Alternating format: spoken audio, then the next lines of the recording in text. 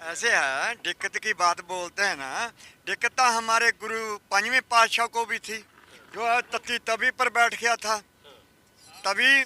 तो दिक्कत तो माता गुजर कौर को भी थी, जब साहिबजादा सूबा सरहंद ने ठंडे किले दे विच बंद कर दिया। हम तो उनके वारस हैं, उनको पता है।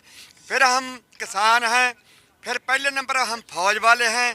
फौज में तो देखो 2-2 दिन हमने खाना भी नहीं खाया। जंग में 71 की लड़ाई में हम समझौड़ियों में थे। हमारे देश के लिए परवाह नहीं किया हमारे जान की।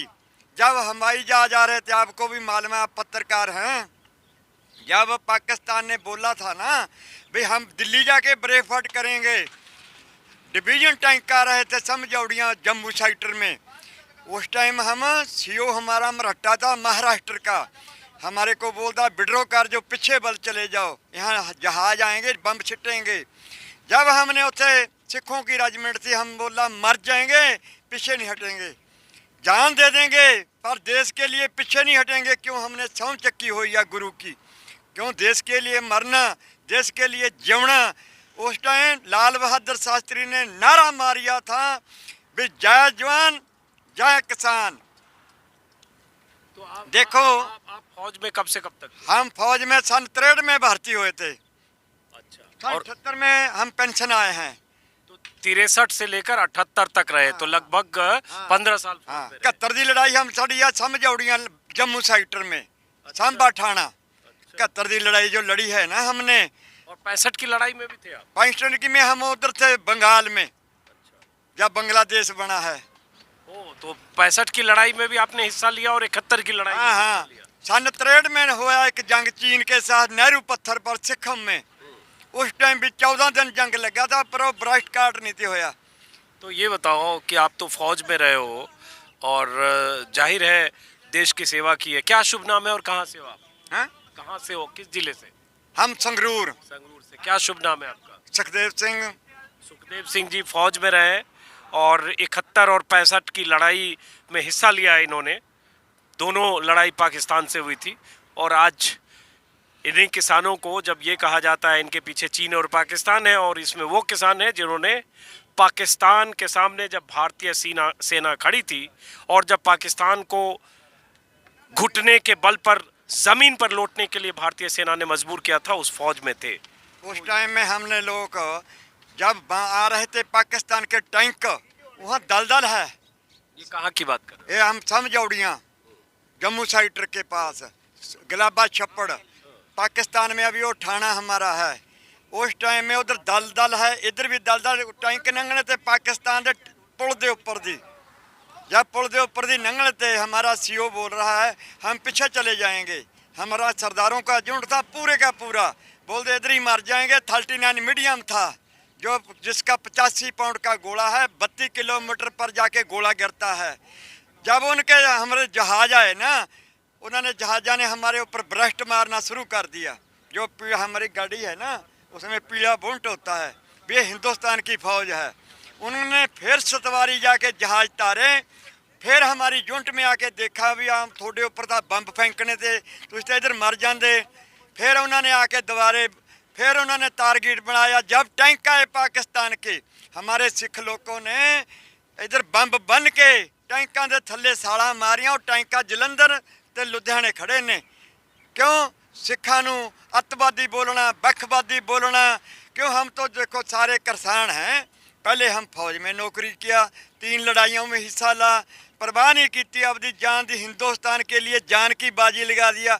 हमने ऐसे लोग देखे हैं जिसका आँख में नहीं था, जिसका पाँव नहीं था, जिसकी ये बाँह नहीं थी, बोल रहे थे हमारी माता को मिला दो। हम उसको माता क्या, हम उनको पानी में नहीं पिला सके। क्यों हम देश के पाकिस्तान आ रहा है, दुश्मन आ रहा है, उनको सामने का, हम पाकिस्तान के दुश्मन को सामने हम देश के लिए बाजी लगा दिया। अभी वो सन 78 तो लेके अब खेती बाड़ी कर रहा है। खेती बाड़ी में लाल बहादुर शास्त्री ने कहा था जय जवान जय किसान। जवान आज बॉर्डर से राखी कर रहा है। पता आपको मालूम है, हम तंगधार में रहा है पाकिस्तान एरिए में, जहाँ श्रीनगर बढ़ता तो कुपवाड़ा, अच्छा कहाँ बढ़ता है बारामूला, बारामूला से आगे नया गांव, बहुत बड़ा है एरिया। 5 फुट बर्फ पड़ती है रातों रात। हम रस्से से सांस चढ़ते थे तहाँ जरा कुल्ली किस रेजिमेंट में थे आप? हैं? किस रेजिमेंट में? हम 39 मीडियम में। तो देखिए ये 71 की लड़ाई और 65 की लड़ाई में हिस्सा लिया और उसी समय का जिक्र कर रहे हैं कि जब इनके रेजिमेंट के जवानों को जब दुश्मनों की गोलियां लगी थी, जख्मी थे और सामने दुश्मन था, और वो जो जवान थे भारतीय सेना के जांबाज, इनके सामने, ऐसे लोगों के सामने चुनौती थी कि उनकी फिक्र करें या दुश्मनों से मुकाबला करें, और उसी का जिक्र करते हुए ये जब फिर आए हमारे पास कराजा है, रशियन कराज, वहाँ भी पाकिस्तान के गरेले आ बड़े। रात को उन्होंने हमारी कराजों पर हमला कर दिया, क्योंकि हम बैगल लाइन में होते हैं। जो हमारे गन्नर होते हैं आगे होते हैं 1 किलोमीटर, जो तोपें होती हैं ना वो आगे होती हैं, हम पीछे। उस टाइम हमारे 13 जवान शहीद करते उन्होंने। 13 जवान कराजा के विच बैठे थे, वो शहीद हो गए। चलो उदू मगर हम पेंशन आ गए। उदू मगर हमने वो लड़ फड़ा लाल बहादुर शास्त्री वाला भी, जय जवान जय किसान। उदो फौज की सेवा किया तो अभी हम हिंदुस्तान का पेट भर रहे हैं। मेरे को याद है जब हम 64 में थे, नेफा एरिए में नेहरू गुजरा उस टाइम में, सन 64 में। हाँ। नेहरू उस टाइम शरीर छोड़ गया था। उधर हमारे को बोलते थे 1 दिन का व्रत रखो, क्यों वहाँ हिंदुस्तान के अनाज नहीं था। मारो अमरीकन कणक आती थी, मसीकन कणक। वो जो कणक था ना वो खाधी नहीं जाती, रोटी पकाना वो अगे नहीं थी जाती गल में, माड़ा अनाज था। किसानों ने क्या किया, पूरी हिम्मत के साथ। हम लोग तो यार अच्छा खाना खाते थे, चंगी रोटी खाते थे, बहुत बढ़िया पोजीशन थी साड़ी किसानों की। किसी तो कर्जा नहीं थी देना, ना साढ़े को ट्रैक्टर, ना साढ़े को कोई होर चीज़। खूब चलना, खड़े हकने, खड़े पता जो गेहूँ को काटते हैं उसको गाते हैं। हम तो करोड़ों लखापति थे उस टाइम में। जब से हरी क्रांति आई है, बोलते हमको मीट चाहिए, मीट पैदा कर दिया। बोलते हमको मच्छी चाहिए, मच्छी पैदा कर दिया। फिर बोलते हमारे को अंगूर चाहिए, अंगूर भी पैदा कर दिया। फिर बोलते कीनू चाहिए, वो भी पैदा कर दिया। फिर बोलते चिट्टा दूध चाहिए, दूध भी पैदा कर दिया। फिर किसान तो गरीब हो गया ना। अभी मोदी बोलता हम तो हमारे को दुगना रेट देना है। अरे भाई हमारे को तो दुगना रेट क्या देगा, जो खा रहे हैं हमारे पास तो वही बहुत है। दुगना रेट तो हमको चाहिए नहीं। हमको भी मालूम है भी हमारा दुगना रेट कैसे देगा। हम लोग मानते हैं सन 67 को लागू मन के अब दियां जिनसां दे भाव, पता है जिनसां दे भाव उस टाइम 76 रुपये क्विंटल कणक बिक रहा था। 76 बेच के 9 टोलियां डीजल दियां आउंदियां सीगियां, 9 टोलियां डीजल दियां। अज हमारी कणक गेहूँ बिकता 1800 रुपये क्विंटल, पर तेल 20 लीटर वो 1 क्विंटल ना 9 क्विंटल ढोली भरती थी, अभी 1 भरती है। किसान कहाँ जाए। ये हल है, ट्राली है यही बड़ा, ये हमने 4500 दी लिया है, 45,000 दी। आज 2.5 लाख कीमत है। दसो एक तबियाँ हैं जमीन को खोदने वाली, वो उस टाइम 1200 दी थी, आज 70,000 की है। हल है जो कोई भी चीज़ है, चाहे चप्पल तो लेके शरीर तो लेके हर चीज़ महंगा हो गया। हाले दूध है, पानी की भी 20 रुपये बोतल है, तो दूध की भी 20 रुपये है। दाना कितने का हो गया, 28-27 रुपये क्विंटल। किसान गोहा चकने के लिए हैं कि हिंदुस्तान का पेट भर दिया। अभी किसान माड़ा हो गया। जब नेहरू के पास राशन नहीं था ना, इंदिरा गांधी जाती थी ठूठा चाक के अमरीका बढ़ के देशों च, वो बोलती हमारा ढीड नंगा होता है, ढिड हमारा अनाज पैदा करो। किसानों ने अनाज पैदा कर दिया, बन्ने पटते, घाला भरती, अनाज पैदा करता, स्टोर भरते। मैनू ये दसो प्रधानमंत्री देश का पाकिस्तान दे विच क्यों उतरिया उत्थे बगैर परमिशन तो। जे ना साडा प्रधानमंत्री ने उत्थे कोई गड़बड़ हो जाती, क्यों नाल अडानी थी, वो रोड लेना था पाकिस्तान तो सूबा अरब आगे ईरान इराक तक। जो अडानी वानी हुई है तो इनकी सेवा में जुटे हैं, हमारा कोई फिक्र नहीं। देखो कितना कितना, देखो रोटी पक रहा है। हम बुढ़े बंदे हैं, फौज की सेवा किया, अभी किसानों की सेवा कर रहे हैं। हमारे को यही नाम दिया मोदी ने भी किसान दुगना रेट ले लो। हमको पता है दुगना रेट कौन दे देगा हमको। मोदी जी बोल रहे हैं 2022 तक दे देंगे। नहीं देगा, इधर हमारी जमीन खोएगा। कहाँ से देगा, मैनू पता भी कैसे देगा। ये बोलेगा ना ठेकेदार सिस्टम आएगा, मैनेजर आएगा, वो आप नहीं आएंगे अडानी वानी होनी। एक मैनेजर आएगा हमारे गांव में, वो बोलेगा भी हमारा ज़मीन हमको तुम ठेके में दो, हम रेत पाएगा, हम खाद पाएगा, सब कुछ करेगा। हम तो काम करने वाले संत होंगे जी। फिर ये सुना आपने, कितने मिनट तक लगातार ये बोलते रहे, इसलिए मैंने बीच में डिस्टर्ब नहीं किया। एक बार फिर से नाम बताइए आप। हैं, मेरा नाम सुखदेव सिंह सेके, पिंड मेरा सेके है। फौज में नौकरी किया, पहले देश की सेवा किया। अब यह किसाना जी मेरे को लगातार इधर 90 दिन हो गए बैठे हुए, कोई परवाह नहीं घर की हमको, और हमको जमीन का फिक्र है। घर में क्या करेगा जाके जब जमीन ही न रहा हमारे पास। किस जिले के हैं? हैं, डिस्ट्रिक्ट, जिला जिला जिला संगरूर। संगरूर के हैं सुखदेव सिंह। हाँ, सुखदेव सिंह जी हैं, फौज में रहे। अब सुखदेव सिंह जी ये बताइए कि 100 दिन, आप 90 दिन यहाँ रहे, 100 दिन हो गया आंदोलन को आज, तो 100 दिन कैसे गुजरा? बहुत मुश्किल से गुजरा होगा, आगे गर्मी है, कैसे गुजरा 100 दिन? जरा 100 दिन को आप समेट के बताइए। अरे किसको बताएं हम घर की तकलीफ और पेट की। हमारे बच्चे भी बोलते हैं दादा तू आ जा, मैं बोलता हूँ आके क्या करेंगे। एक दिन बारिश पड़ रहा था, पिछली बार ही महीना हो गया, ये ट्राली हमारा है। जब बारिश पड़ रहा था उसमें फिर नीचे पानी आ रहा था ऊपर से, हम नीचे बैठे थे, पो माह का महीना था, सर्दी का टाइम था। अरे हम भगवान को याद किया, भी भगवान रब्बा तू हमारे ऊपर क्यों क्रोप है? उधर बारिश पड़ रहा है, भूखे बैठे हैं, तो साडा इम्तिहान ले रहा। मोदी तो नहीं फिक्र करता, तू तो रब्बा फिक्र कर साडा कुछ।